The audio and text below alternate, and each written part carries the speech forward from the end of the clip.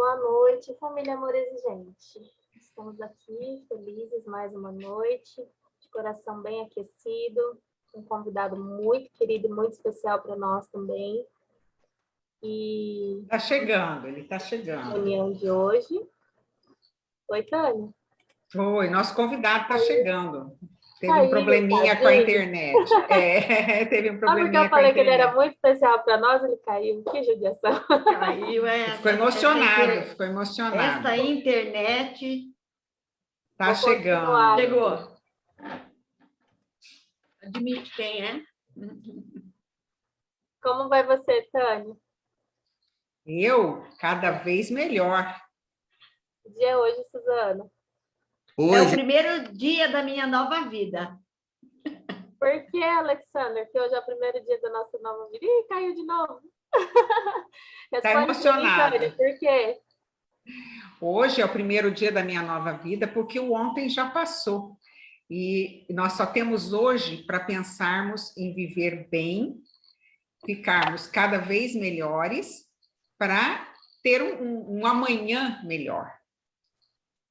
E que esse amanhã seja melhor sempre, né? Um novo recomeço. Eu vou dar alguns recadinhos para vocês, como todas as lives, para lembrar vocês de curtirem os nossos canais nas mídias sociais, Facebook, Instagram, YouTube. Facebook, Instagram e YouTube vocês encontram a nossa página como Amor Exigente Cedro MS. Lá ficam informações de lives diárias, ficam informações de reuniões diárias. Também vocês encontram as nossas lives todas salvas pelo YouTube. Então, está lá desde o dia 7 de agosto de 2020, que foi quando a gente fez nossos primeiros quadrinhos aqui para vocês. Foi dando certo, cada vez mais certo, e a gente faz isso semanalmente com muito amor e carinho. Não é mesmo, Tânia? Isso mesmo. E nós estamos com o nosso convidado mais que especial, né? Aí, quando a Yaren falou, ele deu uma tropeçada aí à internet, mas já voltou, graças a Deus. E hoje nós vamos estar falando com ele um assunto muito interessante, porque nós sabemos que a dependência química é uma doença, né? Já aprendemos isso, e agora nós estamos vendo que ela também é considerada uma doença familiar, porque ela pode atingir os membros de uma família, adoecendo-os lentamente. Podemos dizer, então, que ela é uma doença comportamental e social.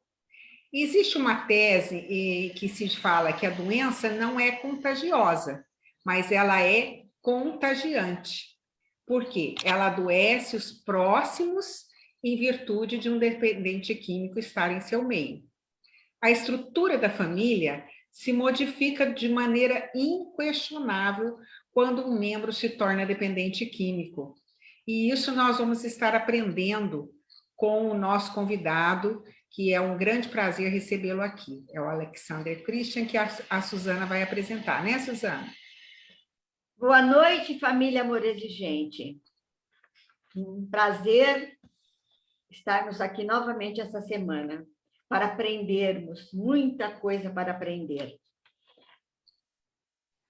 Hoje nós estamos recebendo o Alexander Christian Moraes Silva. Ele é psicólogo clínico, especialista em dependência química.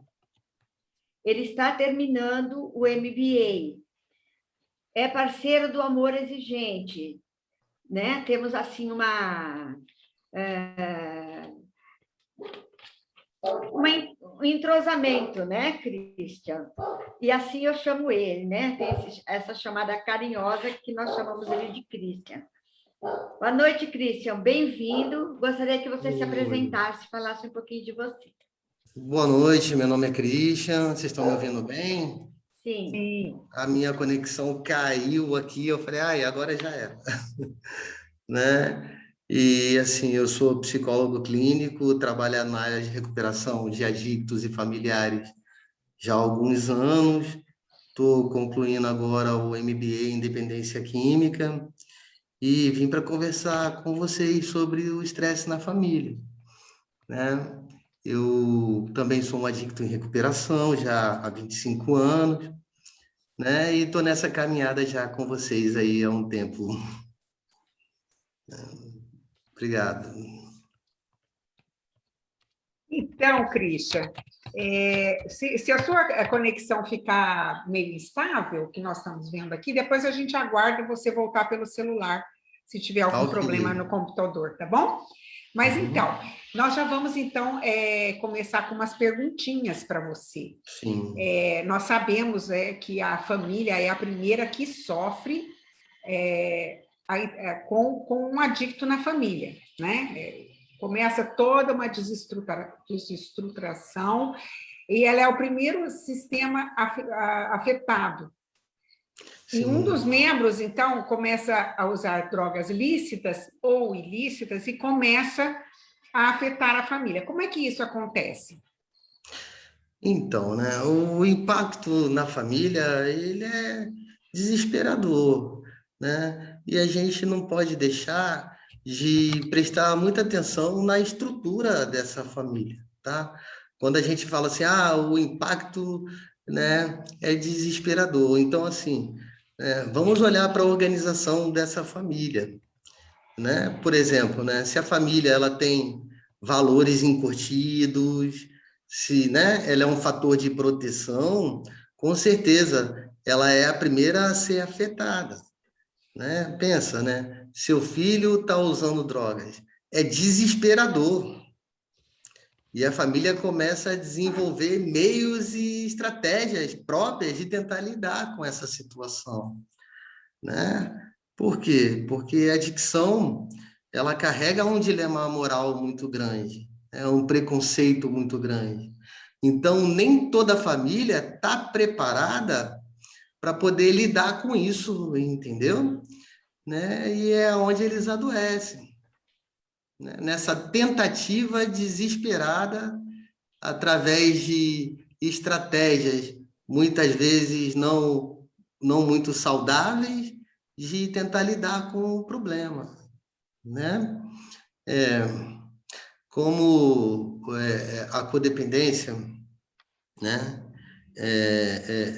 Da mesma forma que a adicção, ela afeta mentalmente a família, fisicamente essa família, emocionalmente essa família, né? Nesse desespero de tentar salvar o seu adicto, né? Então, assim, é possível hoje a gente mensurar tudo isso, né? No primeiro momento, a família nega, né? A família justifica, a família racionaliza, projeta, tem muita dificuldade de entrar em contato, né? De enxergar, principalmente de sair do senso comum. O que o senso comum fala para ele? Né? Que usar droga é coisa de marginal, entendeu? Que não é doença, é mau caratismo. Então, o que os outros vão pensar quando descobrirem que meu filho é usuário? O que vai ser do futuro do meu filho profissionalmente, academicamente? Né? Então, o familiar, ele acaba quase que entrando nessa simbiose, sabe? Né? Então, acaba tendo até os mesmos comportamentos que o próprio adicto.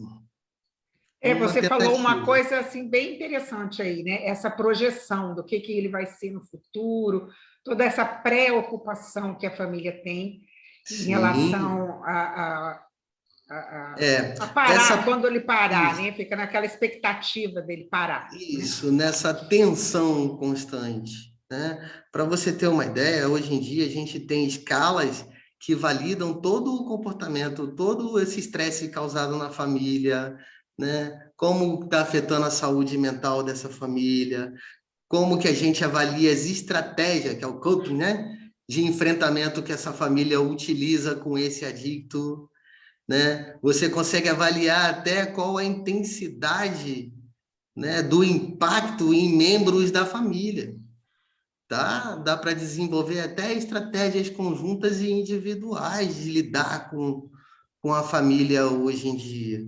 Mas o mais difícil é que, assim, a família ela se engaja na doença mas ela não se engaja na recuperação, tá? Por quê? Né? Por exemplo, né? Antes de eu estudar um pouco mais, me aprofundar no assunto, muitas coisas, como uma anamnese de família, eu já tinha na cabeça. Mas era difícil para eles desvincular o que eu falava da minha persona. Então, eles acabavam entrando no achismo, né? Não é o psicólogo está falando, não é uma questão técnica, ele acha isso, ele pensa aquilo. Mas quando você instrumentaliza com, né, com teste, com algo que... E ele começa a ver aquelas perguntas que o teste coloca para ele, que não vem de mim, aí a coisa se concretiza para a família, entendeu? Né? Porque eles eles precisam sair do senso comum, né, para poder desenvolver estratégias saudáveis de enfrentamento, tá? E muitas vezes o familiar, ele está tão adoecido, né? Já está com até a questão da esperança no futuro da recuperação do adicto, do seu familiar, a gente consegue mensurar hoje. E ele está tão desesperançoso, né, que muitas vezes ele não tem nem força para poder continuar buscando ajudar o seu familiar, ou entender que ele se ajudando vai refletir na recuperação do seu familiar. Né? Completando esse raciocínio seu aqui, então nós temos aqui uma pergunta, né? No processo de adoecimento do dependente químico, sabemos que um dos fatores, mas não o único, que o movimenta o uso de álcool e outras drogas, e as possíveis recaídas têm relação com a inabilidade da família em lidar com o comportamento do seu familiar dependente. A família necessita também de acolhimento e acompanhamento? Essa é a minha pergunta. E nós trabalhamos também, naquele gancho seu lá, que a gente fala assim, nós vamos trabalhar o seu filho real, e não o sonhado. E não, isso para tudo, né? O seu marido real, sim, não o sonhado, etc. Isso aí é muito legal que você colocou, Suzana. Por quê? Né? Sim, a família adoece e precisa de ajuda. Mas daí a entender ou aceitar a ajuda disponível como solução para o problema dela, aí é outra história, entendeu? Né? Porque muitas vezes ela sabe que tem um problema, sabe que as estratégias que eles estão usando não estão funcionando, mas ela não aceita outras estratégias, né? É assim, como é que eu vou te explicar? Você sabe quando a pessoa ela acaba pegando, como é que eu vou te falar? O transtorno, né, no caso ali da codependência, e incorporando a sua própria personalidade, tipo assim, não, eu faço isso porque eu sou assim, sempre fui assim, né? A outra parte da pergunta, repete para mim a segunda parte da pergunta, por favor. A segunda parte da pergunta é porque ela é meio compridinha, né? Sim. Ela fala assim, a primeira parte que eu falei, que é o processo de adoecimento, né, do dependente, sim, e os fatores que motivam, né, esse uso e recaídas, né? Aí eu pergunto para você, a família necessita também de acolhimento e acompanhamento? Com certeza, né? Com certeza, porque assim, da mesma forma que a adicção é uma doença, né, que ela não é contagiosa, mas é contagiante, a codependência também, né? Ela não é contagiosa, mas um codependente em recuperação, ele também contagia quem está em volta dele, né? Então, assim, atendimento psicológico, psiquiátrico, grupo de apoio, esse tripé é tão importante na recuperação do adicto como na recuperação do familiar, né? Porque ele não vai convencer o filho dele a deixar de usar drogas, mas ele também não vai ser mais um agente facilitador, certo? Né? Ele não é obrigado a conviver com um drogado, né? Uma coisa é você aceitar a dependência do seu filho, né? Que ele é um adicto. Outra coisa é você querer conviver com um drogado, certo? Né? Como que vocês falam aí, eu te amo, mas eu não aceito o que você está fazendo de errado. Isso, né? Você é um adicto? Tá bom. Então, o que é um adicto? Né? Como se manifesta a doença da adicção? Como se adquire? Entendeu? Por exemplo, né? Uma pessoa não teria problema nenhum de dizer que o filho tem uma cardiopatia severa e mover céus e mundos para poder salvar o filho dela. Mas quando se trata de adicção, né, é muito difícil romper a barreira do preconceito. Muito difícil. Né? Muito difícil. E cair no campo científico.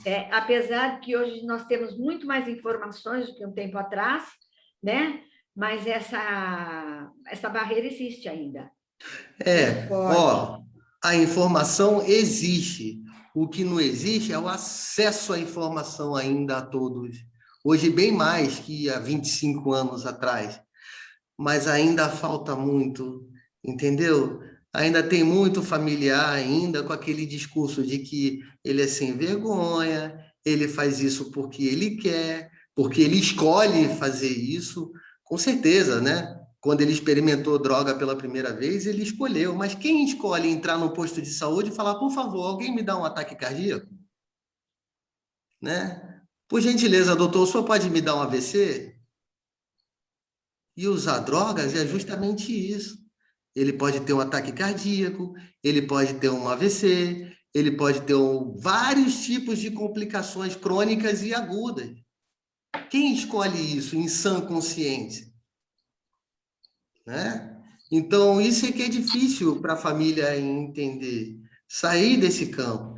Por quê? Né? Assim, é porque eu fui mole demais com ele, ou então, é porque eu fui duro demais com ele, é porque eu não coloquei limite nele, é porque eu dei tudo para ele, eu fiz tudo que o dinheiro podia comprar, tentei comprar o amor dele de todas as formas possíveis. E nada funcionou, né? Porque o maior mantenedor da doença da dependência química, né, da adicção, é a própria dependência química, entendeu? Então, assim, fica muito difícil para o familiar compreender que o que ele pode é impor limites, condições, né, de convivência quando ele tem autonomia sobre o seu adicto, porque quando ele não tem também é difícil, entendeu? Para se criar uma plataforma para que ele possa ter chance de se recuperar. Deixa eu fazer um comentário aqui sobre uma coisa que você falou, que eu acho importante a gente voltar um pouquinho nisso. Você falou que a dependência química, a gente consegue observar os sinais, os fatores que ela traz para nós, né? Como que eu consigo observar os sinais da codependência? Sim, olha lá, vamos lá. Né? Hoje a gente ainda não tem, por exemplo, né, codependência no DSM-5. Tá? A gente não tem, a gente tem transtornos aditivos. Tem 10 classes de transtorno, inclusive aqui está começando a falar sobre dependência tecnológica. Entendeu? O que a gente sabe é que o comportamento é o mesmo. O que muda é a droga de escolha. Um usa a droga e o outro usa o outro, né? Como droga. Então, se você pegar os critérios diagnósticos de dependência química, de alcoolismo, né? Por exemplo, gripe, quais são os sintomas? Febre, dor de cabeça, né? Então, o que caracteriza a adicção é o comportamento padrão. E hoje, como eu tinha te falado, a gente tem escalas, instrumentos validados no Brasil. entendeu? Para avaliar essas questões que você falou, o impacto na família, o impacto na saúde da família, o coping da família, o investimento que essa família está fazendo no seu adicto. Né? Inclusive, eu mandei alguns para a Suzane e para a Tânia. Vocês viram lá? Muito interessante. A gente consegue hoje mensurar isso, avaliar isso. Importantíssimo. Poxa, esse eu acho que é o maior legado do Ronaldo Laranjeira. Né? São as pesquisas, a validação de teste. Você entra no Leonard, né? Que é o Levantamento Nacional de Drogas e Álcool, você tem lá todas as informações e estatísticas relacionadas à família e ao usuário, com drogas específicas, em classes sociais diferentes, porque tudo isso influencia, tanto na recuperação do adicto como na recuperação do codependente. Dinheiro ou posição, assim, né? A condição financeira de uma família, certo? Né? Influencia, sim, pobreza influencia, né, no aumento do uso de substâncias, sim, influencia. Pessoas mais pobres têm mais probabilidade de ter contato com drogas. Tá? Uma pessoa que tem dinheiro tem condição de comprar, sim, é um fator mantenedor. Mas na hora de buscar ajuda, de se tratar, você não vai conseguir um atendimento psicológico no posto de saúde, só para daqui a 9 meses. Se conseguir. Você não vai conseguir um atendimento psiquiátrico no posto de saúde. Você não vai conseguir um especialista em dependência química no posto de saúde. E muito menos uma internação involuntária para o seu filho, quando ele está botando a vida dele em risco e a vida de terceiros. Né? Então, tudo isso é muito importante na hora da gente desenvolver uma estratégia de enfrentamento. Mas uma coisa a gente tem, que é muito importante: o Narcóticos Anônimos, o Alcoólicos Anônimos, o Amor Exigente, entendeu? Principalmente para essa população que não tem condição. E isso gratuitamente, né? Isso que funciona, né? E funciona. Funciona. Mas precisa ter dedicação, como você falou. A família precisa ter essa consciência que ela precisa se tratar. E quando você vai fazer um tratamento, muitas vezes para uma doença física, vamos dizer, né? Se você tem um problema de diabetes, você tem que tomar insulina todo dia. É agradável? Não, não é. Você tem que deixar de ter certos prazeres de alimentação, por exemplo, né? O doce. Então, a família precisa entender que no amor exigente, nós estamos falando enquanto família, né? Tratamento da família, vai ter que ter uma mudança comportamental nessa família que por muitas vezes não é agradável. Ela vai ter que deixar de fazer coisas porque a família acha que não, o problema é dele, ele que tem que parar de beber, eu posso continuar bebendo. Eu não tenho problema com álcool, né? Então, assim, a família precisa entender que ela tem que deixar esses comportamentos que lhe dão prazer e você não tem problema nenhum com isso, não tem nenhuma sequela, vamos dizer assim, né? Com isso. Mas que você precisa caminhar junto do seu familiar problema. Então, você tocou numa coisa muito legal, assim, né? Esse manejo, essa sensibilidade, entendeu? Ela vem do amadurecimento de cada grupo de mútua ajuda, de entender o momento daquela família, aquilo que ela dá conta de fazer, aquilo que ela não dá conta de fazer, de esperar o tempo daquela família, que não é o nosso às vezes, entendeu? Então, assim, eu percebo que grupos onde tem membros com substancial tempo de recuperação e experiência, conseguem acolher e fazer isso de forma individualizada, porque não é receita de miojo. Se fosse, era fácil, né? Cada pessoa é uma pessoa, então, às vezes, um está no momento, o outro está no outro, e é isso que eu acho muito legal na condução que você e a Suzana fazem lá no grupo nosso, lá da Sagrado Coração de Jesus, entendeu? Isso é muito importante, ter essa perspectiva, entender o que é estar em recuperação e o que não é, não está em recuperação. Que frequentar o grupo não é sinônimo de recuperação, mas que praticar o que é sugerido, sim. Entendeu? Falou tudo. Lembrando que até miojo tem várias receitas, né? Ó, agora mudou, né? Na minha época era uma só. Eu estou ficando velho. Ficou velho ontem. Ah, pô, verdade. Obrigado. Obrigado. Ô, Cristian, mesmo que a família não se apresente no mesmo processo, pois cada caso tem a sua singularidade. Quais são os estágios que a família passa sobre a influência das drogas? A gente começou falando de trás para frente, né? Porque, assim, né, é justamente aquilo, né? É muito raro uma família ter a consciência, né?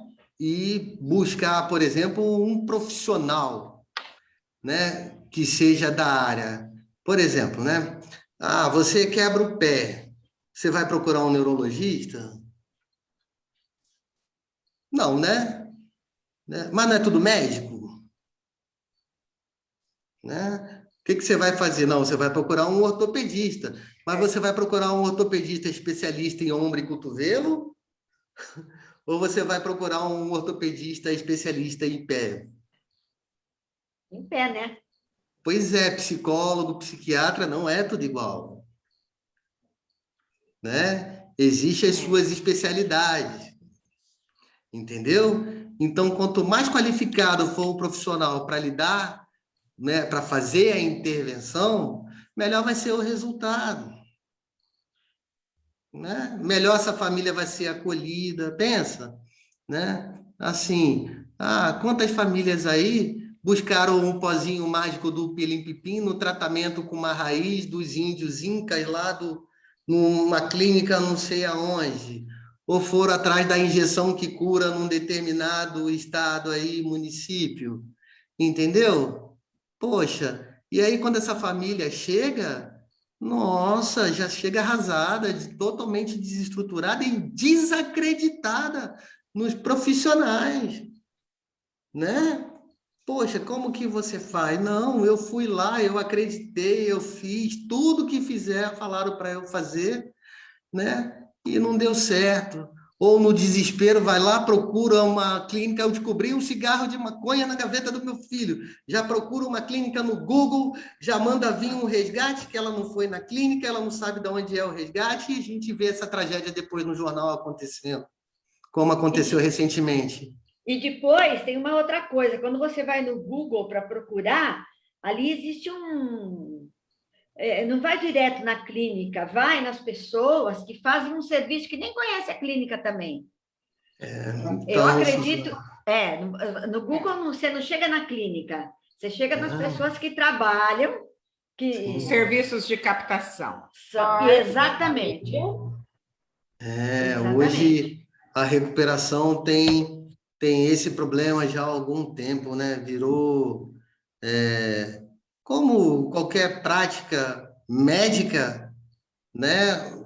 Qualquer técnica, né? Hoje ela tem um valor monetário e muitas pessoas exploram isso de forma indiscriminada. Então, assim, né? Existem várias formas de tratamento, né? Tem um tratamento voluntário, tem um involuntário e tem o compulsório, e ele é aplicado de acordo com cada pessoa, com cada situação. A gente não pode atropelar o processo nem do familiar e nem o processo do adicto, entendeu? Então, buscar uma clínica qualificada, né? Eu costumo dizer para os familiares que eu atendo, você vai na clínica como se você fosse na creche, deixar seu filho. Né? Vai lá, olha tudo, vê se ela oferece tudo que ela tem, se os profissionais são especialistas na área, tudo que ela diz que tem, né? Se os profissionais são especialistas na área, né? Vê se tem algum processo, alguma coisa que, né, descredencie, porque processo sempre tem, mas algo que seja comprovado que descredencia essa clínica, se ela está autorizada a atender pacientes de média complexidade, no caso de internação voluntária e involuntária, né? Ou involuntária e compulsória. Está entendendo? Né? Qual que é o viés que essa clínica trabalha? Há quanto tempo ela existe? Então, todas essas orientações eu procuro passar para a família. Né? Eu costumo dizer que eu não interno ninguém no meu consultório. Quem interna é a família. Eu só interno aqueles adictos que me pedem. Né? Ó, eu não estou aguentando mais. Por favor, me arruma uma clínica. E uma involuntária, porque se for na involuntária eu não dou conta de ficar. Eu fujo se for na voluntária. E pedem, muitos pedem, tá? Porque eles já se conhecem, eles sabem o poder da adicção, então eles já querem algo que seja realmente significativo, né? Então, assim, o familiar, como é que eu vou te dizer? Da mesma forma que o adicto, que não tem cura, né? Ele precisa fazer sempre essa manutenção constante de estar nos grupos, de estar ouvindo. Por quê? Porque ele também racionaliza como adicto, ele justifica como adicto, né? Então, no Isso fundo... entra na minha pergunta, Cris, que é assim, Sim. quais as dificuldades enfrentadas pela família durante o acompanhamento terapêutico do dependente químico? Por que que eu resolvi fazer essa pergunta para você? Eu comentei agora há pouco sobre quando eu e meu esposo mudamos de psiquiatra, que ele tomava vários tarja preta e tal. Sim. E aí eu reclamei que ele estava tomando muita Coca-Cola. E aí o terapeuta falou para mim, você prefere a Coca-Cola ou a biqueira? Né? Então, assim, eu sem tratamento nenhum, cheguei e aí eu entendi que eu também precisaria de ajuda. Eu queria que você enfatizasse um pouquinho mais sobre isso daí. Pois é, né? Então, da onde vem essa tentativa de controlar, né? Ela vem do medo de perder o controle, né? Que, na verdade, nunca teve. A falsa sensação de controle, né? De controle, de que está ali resolvendo, de que está controlando e não vai, né? Assim, como que eu vou te falar? Essa a necessidade do familiar. O adicto, né? As pessoas associam muito recaídas ao uso de substância. Para pensar. Se o uso de droga é só um sintoma da adicção, então a recaída ela vem muito antes do uso. Ela é programada. Para poder recair, ele precisa se levantar. Só recai quem se levanta, não é verdade? Né? Ou seja, ele precisa adquirir hábitos saudáveis, capacidade de fazer escolhas saudáveis para ele, introduzir coisas saudáveis na vida dele. Cada ganhozinho que ele faz, ir na terapia, ir no grupo, ir na academia, voltar a estudar, todas essas coisas, né? E a forma como ele faz isso, porque assim, né? Tem a forma também, né?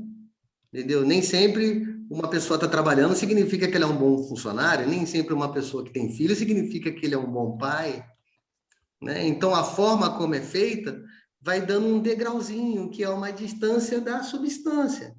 Ele não sai daqui de cima e vai usar droga aqui embaixo. Antes, ele tem que descer todos esses degraus para poder usar. Isso é a recaída, tá? E muitas vezes o comportamento de recaída, ela acontece sem o uso de substância. Só no comportamento. Certo? E o familiar, como é que ele recai?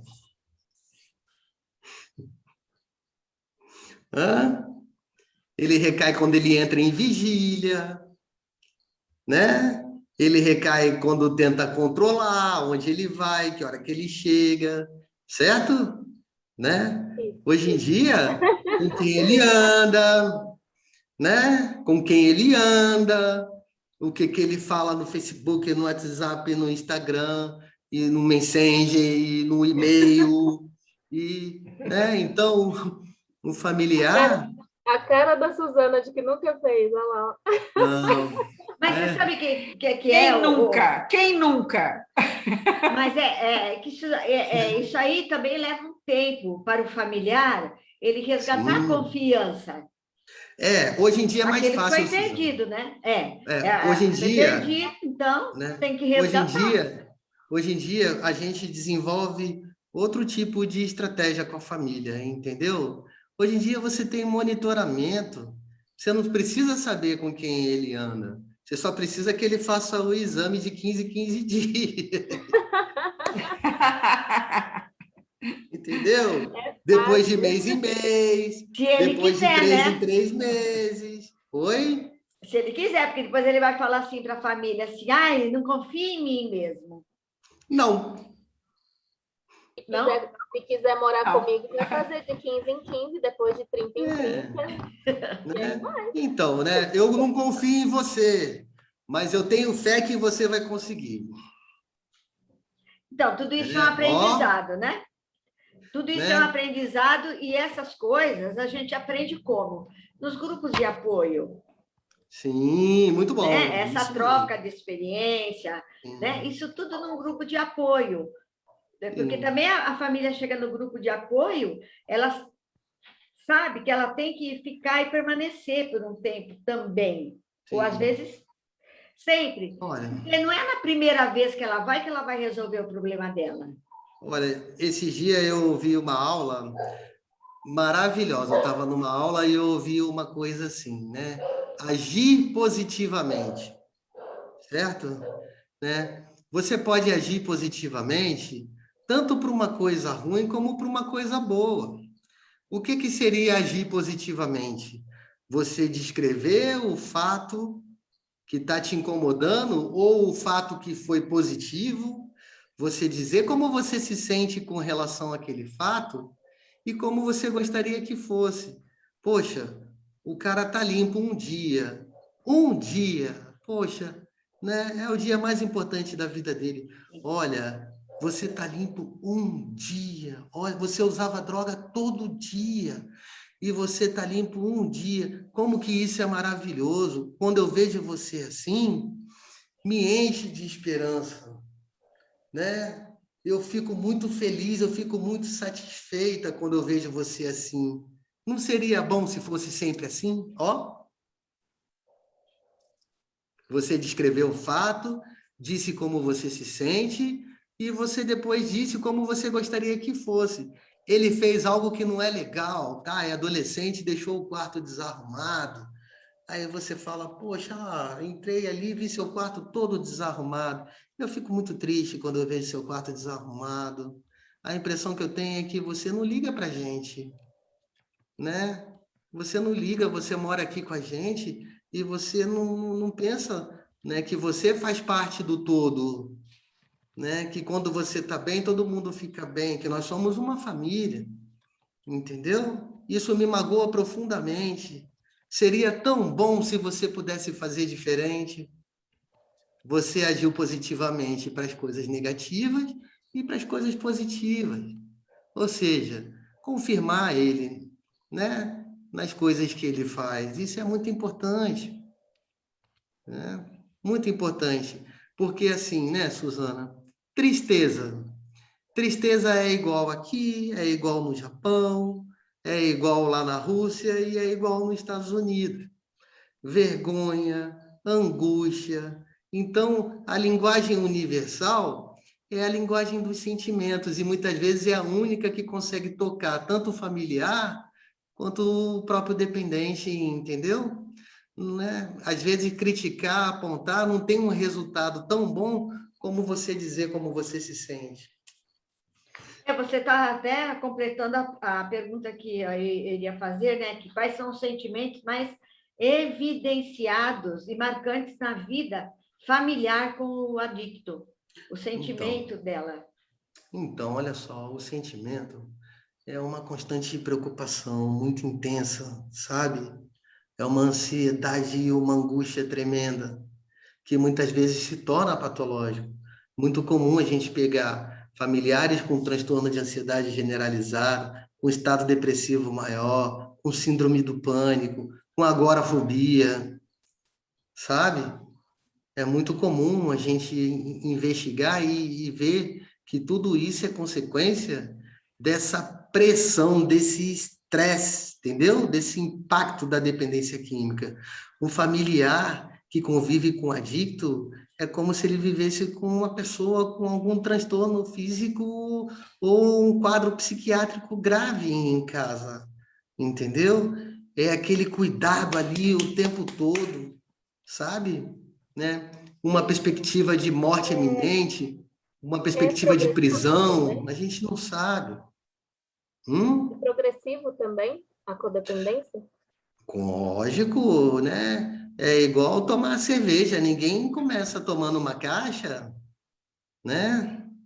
Começa, né, dando uma vigiadinha, entendeu? Né? Ai, meu filho está usando droga. Ai, eu já sei o que que é. É aquele amigo que ele anda. É aquele amigo lá dele, porque a culpa é sempre do filho dos outros, né? Entendeu, né? É aquele lá. A culpa é minha, eu boto em quem eu quiser, né? É aquela pessoa, é aquela namorada, entendeu? E para tentar livrar ele também, né?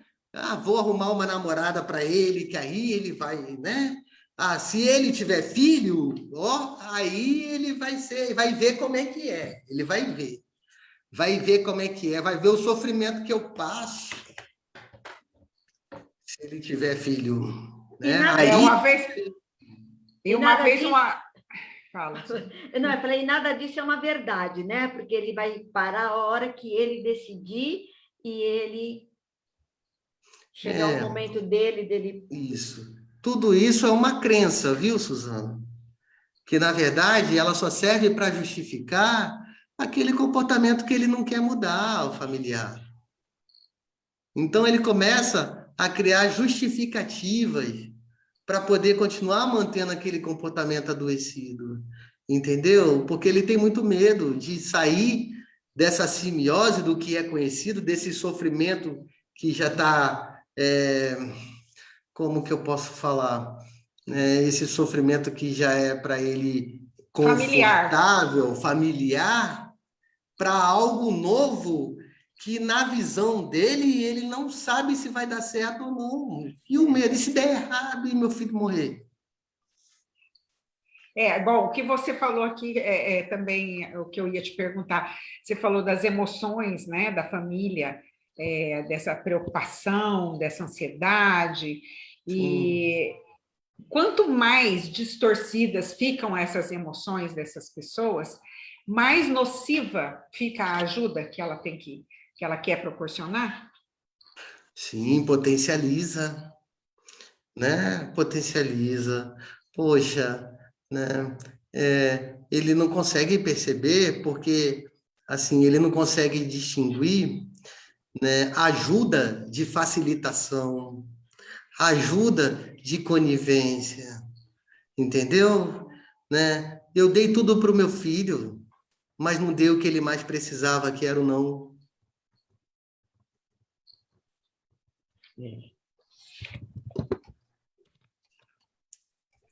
Oi, ficou todo mundo mudo. Não, eu achei que você tinha caído.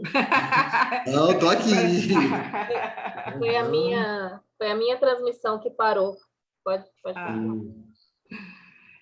Bom, então, aí isso fica mais nocivo, então, essa interação, né? E como você falou, o familiar, ele se sente confortável naquela situação que já é familiar, né?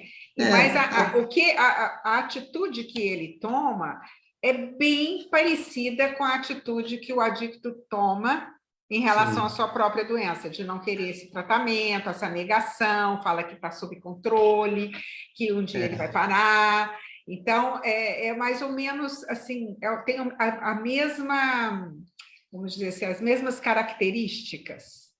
Pensa assim, né? É disfuncional ou é funcional de maneira não saudável? Ó, entendeu? A família sempre busca a homeostase, o equilíbrio, mesmo que seja de forma não saudável. Né? Você fala assim, aquela família desestruturada. Tá, depende. Se eu for enquadrar ela num padrão de normalidade, sim.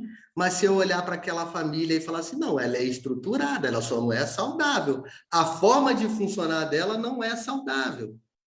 Então, pensa, aí tem um querendo se recuperar, o resto da família faz o quê? Fala, não, volta para cá, fica aqui na doença com a gente. Por isso que existe essa necessidade de quando o dependente entra em recuperação, da família também entrar em tratamento para que essa não seja sabotadora do tratamento do outro, né? Para a família deixar de ser um fator mantenedor e um fator de risco e passar a ser um fator de proteção na recuperação desse adicto. É Tá muito entendendo? interessante aquela anamnese, né, que o Dr. Ronaldo Laranjeira, você nos passou, porque é A como você professora disse, Fátima Padim ajudou Fátima muito. Padim. E aí é interessante porque quando a família vê aquele questionário, como você falou, está ali na frente dela, não tem como ela questionar que realmente ela tem aquelas atitudes, porque ela acredita que ela está agindo certinho. Que quem tem problema é o outro, é ele que está fazendo tudo errado, é ele que está tirando meu sono. A culpa é como você falou, né? A culpa é minha, eu ponho em quem eu quiser. Pois é. Achei o máximo isso. Aí o que acontece, né? O instrumento, ele faz isso, né? Ele fala por mim, certo? E aí ele concretiza, ela não vincula aquilo que ela está vendo ali a mim, né? Porque é muito comum o familiar sair do consultório com ódio do terapeuta, né? Porque ela achou que ia chegar lá, muitas vezes autopiedosa, né? Fazendo um ganho secundário, né? Aquela coisa sofrida, querendo cuidado, querendo que alguém bote ela no colo, e aí ela escuta a verdade, ó, entendeu? Tipo, né? Muito do que está acontecendo, a responsabilidade, né? Eu acho que te cabe alguma coisa, entendeu? Não a culpa, a responsabilidade. E é difícil a gente assumir isso, né? Não, eu não quero assumir. Pensa, internar meu filho involuntariamente é assinar um atestado de que eu não dei certo como pai e como mãe. Eu fali. E pior, a sociedade, como se ninguém soubesse, vai ficar sabendo. Entendeu? Ninguém sabe. Oh, Ninguém sabe. Ninguém sabe. Antes de eu me estruturar com os grupos de ajuda, eu tive várias vezes procurando o terapeuta do meu esposo, né? E eu fui muito. Ele tinha sessão toda semana, 2 vezes por dia, pelo menos uma sessão era para mim, porque eu ia lá para ele poder falar para mim o que eu queria ouvir. Que o problema era ele, que tudo era ele e tal. Chegou um dia que eu estava lá conversando com ele, ele pegou e falou assim, vamos fazer assim? Vamos separar os terapeutas? Eu sou terapeuta dele. Aí eu vou te dar um telefone de uma terapeuta que você vai começar a sua terapia. Faz 3 anos que eu faço terapia. Sim. E eu não faço terapia pelo meu esposo, eu faço terapia por mim. Ó, você chegou fazendo a coisa certa pelo motivo errado. E aí depois agora você está fazendo a coisa certa pelo motivo certo. Isso não é legal? Quando eu cheguei no Amor Exigente, eu cheguei porque ele era o dependente químico que precisava de ajuda. Hoje eu entendo que eu sou a codependente que precisa de ajuda. Então, o grupo me mostra isso todos os dias, me mostra quando eu estou recaindo, e quando eu estou longe, vem essas 2 pessoinhas maravilhosas e falam assim, ó, volta para cá, você precisa estar aqui. E aí eu fico aqui. Né? Sabe, é importante a gente entender por que a gente faz algo, tá? E tem tudo a ver com a nossa construção, com a nossa história, com a nossa vida, com a nossa família, com os nossos valores, né? O que a gente recebeu, né? Porque eu só posso dar aquilo que eu tenho, não tem como eu dar o que eu não tenho. Se eu não me amo, como é que eu vou amar o outro? Né? Sabe? Se eu não tenho carinho por mim, como é que eu vou ter carinho pelo outro? E o processo de adoecimento, ele é muito triste, porque muitas vezes tem um grau de consciência, tá? Sabe? Né? A família já está tão acostumada a fazer tudo e não deixar o seu familiar fazer nada, mas ela quer um resultado positivo, mas não olha para isso. Eu concretizo de uma forma bem, assim, cruel, entendeu? Que às vezes eu sou meio sádico, até na forma de falar, desculpa, né? Mas, assim, você compara um passarinho numa gaiola. Você bota o passarinho na gaiola, bota um pedaço de chumbo preso no pé dele, abre a gaiola e fala, voa, passarinho. E o passarinho lá batendo a asa e fala, mas ele não voa. Por que que ele não voa? Né? Ele não consegue voar. Voa, passarinho! E você botou um pedaço de chumbo lá no pé dele e o passarinho não voa. Então, o cara sai de uma internação, onde ele lava, passa, cozinha, faz tudo. Quando chega em casa, é o prato na mão. Ó, que filho para você. Entendeu? Deixa que eu arrumo a sua cama, deixa que eu lavo a sua roupa, deixa que eu pago suas contas. Ó, o carro tá com o tanque cheio, ó, para você. Entendeu? Né? Mas o amor exigente, quando a família ela tem várias situações, né? Tem aquela que a pessoa ainda tá no uso, tem aquele que está internado, tem aquele que já está na ressocialização, e tem aquele que voltou de uma comunidade. Mas e qual é a instrução do amor exigente para essa família? Para ela ir se preparando para a casa dela ser a continuação daquela comunidade.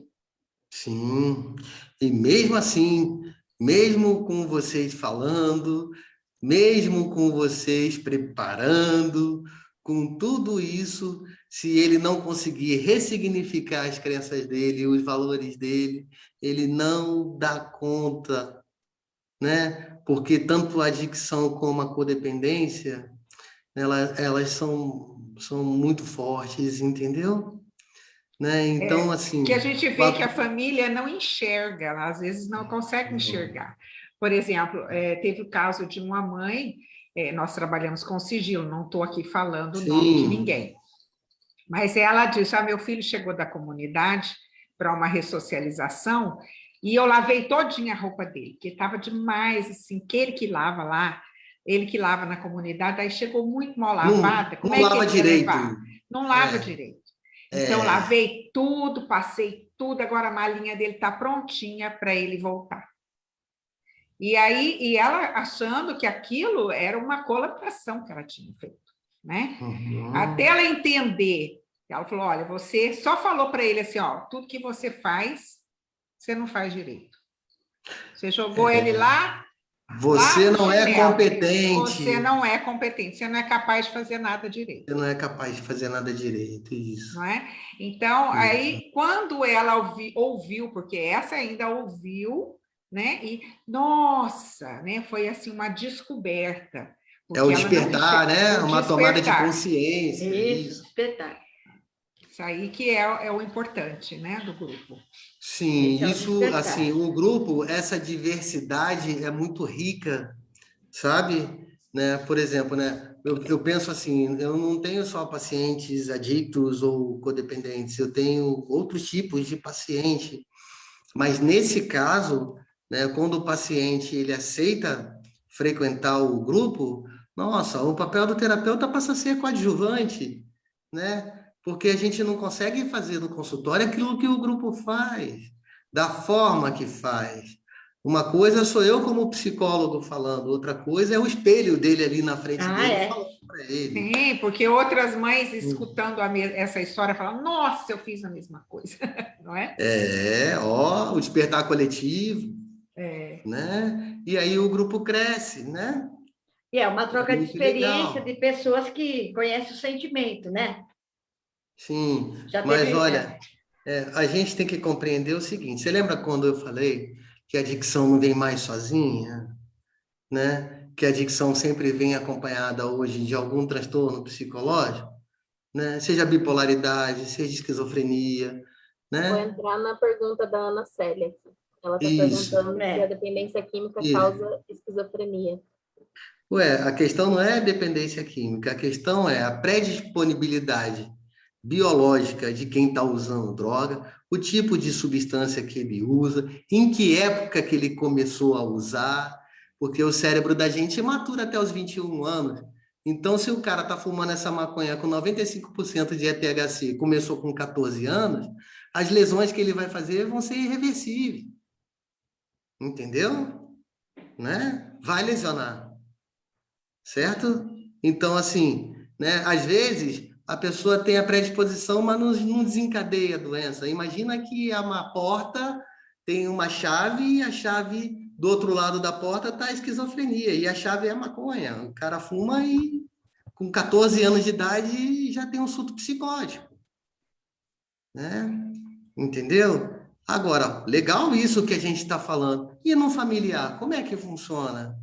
Né? Então, às vezes, você pega uma pessoa no grupo, né, de família, que eu atendo grupo de família, no meu consultório eu atendo grupo de adictos, e você percebe que aquela pessoa tem um pensamento inflexível, tem dificuldade de fazer insight, ou de, né, de estar ali no processo terapêutico. Nem todo mundo tem indicação para grupo, por causa dessas patologias. Um psicótico não pode ficar no grupo, porque ele é persecutório. Ele tem mania de perseguição, ele acha que não, ela está falando isso por causa disso, daquilo outro. Então, ele precisa também de acompanhamento psiquiátrico para poder estabilizar, fazer terapia, para depois poder ser inserido num grupo? Sim. Né? Então, esse tripé é muito importante. O grupo de apoio, o psiquiatra, o psicólogo, porque o familiar também não vem só com a codependência, ele vem com transtorno de ansiedade generalizada, né? Alguns têm surto psicótico, né? Transtorno afetivo bipolar. Se tiver em estado de mania, como é que você trabalha com ele? Ou se ele tiver num estado depressivo maior? Vai adiantar falar alguma coisa? Vai entrar alguma coisa no ouvido? Não vai. Entra de um lado, sai do outro, né? E aí como é que fica? Então, assim... Oi, Suzana. Não, é que eu estou preocupada aqui com o tempo, mas é que tem uma pergunta que eu acho muito importante aqui, que é que a gente fala da família, aí a gente pensa no quê? Pensa em pais, esposas, né? E quanto às crianças? Quais Muito são as legal. consequências mais visíveis?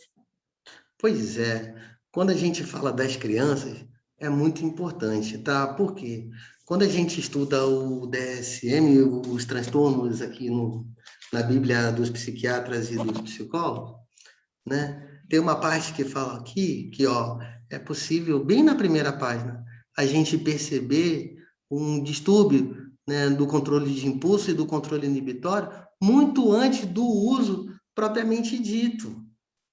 Então, assim, transtornos psicológicos e psiquiátricos são fatores de risco para dependência ou para codependência? Sim.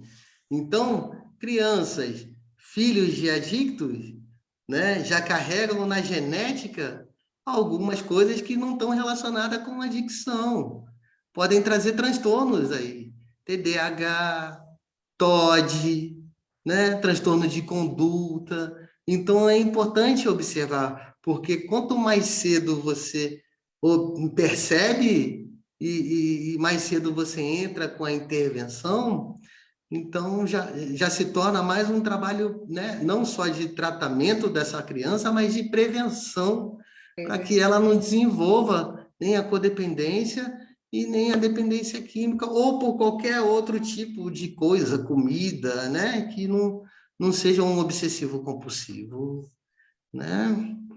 Então, assim, é muito importante ficar atento às crianças, né? Quem está em recuperação já há algum tempo, familiar, já consegue perceber nos netos, né? Oi? Né? Já consegue perceber um monte de coisa, entendeu? E alguns familiares são sádicos, entendeu? Ele fala, problema, daqui a pouco eu morro, o pai dele que se vira lá, eu aguentei ele, agora ele que aguenta os netos. Né, Suzana? Mas... Então, né, aí nós temos que ir lá no Amor Argentinho, né, Tânia? Falar nisso, vai ter um curso aí, né? Um curso gratuito de Amores e Jeitinho. Fica de olho aí o pessoal nas mídias sociais. que vai ter esse curso, é muito legal, né? Com a pandemia, nós estamos tendo cursos online, assim, um atrás do outro, que a federação está lançando. Então, assim, informação nunca é demais. É interessante isso que o Christian falou para a gente observar, né, como fatores de proteção, mas também observar o nosso comportamento enquanto pais e esposas para poupar as crianças desse ambiente também, né? Porque as sequelas psicológicas do convívio com o familiar já é difícil para quem é adulto. Uma criança que não entende, né, o que está acontecendo, por muitas vezes com idade inferior a 7 anos, por exemplo, não tem ainda como entender essa situação, né, Christian? Então, Tânia, olha só que legal isso aí que você trouxe, né? Assim, né? Por exemplo, né? Como eu havia dito no começo, né? Da live, né? Dessa roda de conversa que é muito legal, eu também sou um adicto em recuperação, né? E na minha família, a adicção nunca foi um tabu, nem para as crianças, entendeu? A recuperação. Hoje a minha filha está com 17 anos e eu acho muito legal quando ela vem e fala assim, pai, poxa, tem a mãe de uma amiga minha lá da escola, poxa, e ela está com, né, um problema. Eu vi o Ronaldo falando isso na live dele, né? Que acontece isso com ele, né? Na escola, que chamam ele lá e tal. Eu achei super legal, me identifiquei bastante, porque para ela hoje eu sou referência de pessoa que ajuda outras pessoas com problema com droga, né? Agora, quando a gente está no olho do furacão ali, é muito difícil para quem é codependente e dependente ter esse olhar para a criança. Esse olhar só vem quando a recuperação chega, né? E envolver a criança no processo é importante. Tem o Naratim, em Campo Grande não tem aqui na nossa cidade, mas em outras cidades tem. Tem o Alatim, o Naratim, eu não sei no Amor Exigente se tem alguma coisa relacionada a isso. Seria o Amor Exigentinho, mas na verdade, nós já tivemos grupo de Amor Exigentinho aqui, mas o que falta, sabe o que é? É material humano. Sim, olha, deve ser muito legal isso, porque assim, eu também não vi até agora, pode ser que eu ainda veja no curso, algo relacionado a isso, né? Por exemplo, né? A gente viu o impacto na família, mas e o impacto nas crianças? E o profissional especializado para lidar com as crianças, fruto da dependência química, né? Como que funciona isso? Eu vou até pesquisar bastante sobre isso. Porque os princípios do amor exigente... Vamos marcar outra live, Christian. Os princípios do amor exigente... um pouco sobre isso para poder falar. Então, mas os princípios do amor exigente, eles... só um pouquinho, só esclarecendo, eles são voltados para a família, são voltados para a sobriedade, são voltados para os cônjuges e são voltados para as crianças, cada um com a sua linguagem. O enfoque é o mesmo, mas cada um com a sua linguagem. Olha que barato, né? Eu sei que no Alanon e no Alatim tem sempre um mediador, né? Não é soltar as crianças lá, entendeu? Né? Tem alguém mediando essa questão. E aí deve ser muito importante a qualificação dessas pessoas para isso, treinamento, né? Deve ser um trabalho muito legal de se fazer, né? Então, é um caso a se pensar, vamos trabalhar junto. Vamos embora. Para tudo isso tem o curso. Os agradecimentos. Obrigada por ter aceito o nosso convite com tanto carinho, obrigada pela sua disposição. Sua fala muito fácil, muito compreensível, espero que tenha chegado a várias famílias, que possa ter ajudado também várias famílias essa noite. Quero agradecer de novo as minhas parceiras, queridas, amo tanto. Um beijo para vocês, obrigada. Se você quiser fazer alguma consideração, Christian, fica à vontade, daí eu já encerro depois. Então, eu queria agradecer a oportunidade, né? Eu já venho fazendo esse trabalho de forma presencial com a Suzana já há algum tempo, e eu acompanho tanto a evolução dela, da Tânia, E a minha também, tecnicamente, né? A gente cresce e isso é muito legal. Apesar de que nós estamos falando das pedras fundamentais, né? A Suzana é, né? Do, do, Verdade. do grupo nosso aqui, da nossa comunidade. Verdade. E assim, para mim é extremamente gratificante fazer parte disso, né? Eu, eu, eu sempre tive muito esse cuidado, né, com o outro adicto, com o outro familiar, né? É difícil, né, para pessoas que não vivenciam isso na pele, né? Não sofrem essas mazelas. É mais fácil julgar, né, do que ajudar. E assim, essa disposição delas para estar ajudando é maravilhoso. E sempre que eu puder contribuir, esse ano foi um ano atípico, né? Poxa, eu trabalhando direto, e eu vendo elas mexendo live e não podendo participar porque estou atendendo no consultório. E, e foi muito legal ver vocês se reinventarem dessa forma digital, né?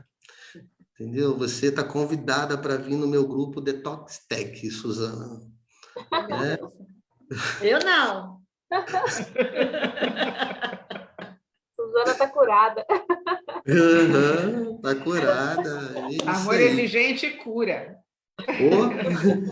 Um dia de cada vez, cura. O dia. Só por hoje, só por hoje. Só por hoje. Amanhã já é hoje de novo. Né? É. E assim vai indo.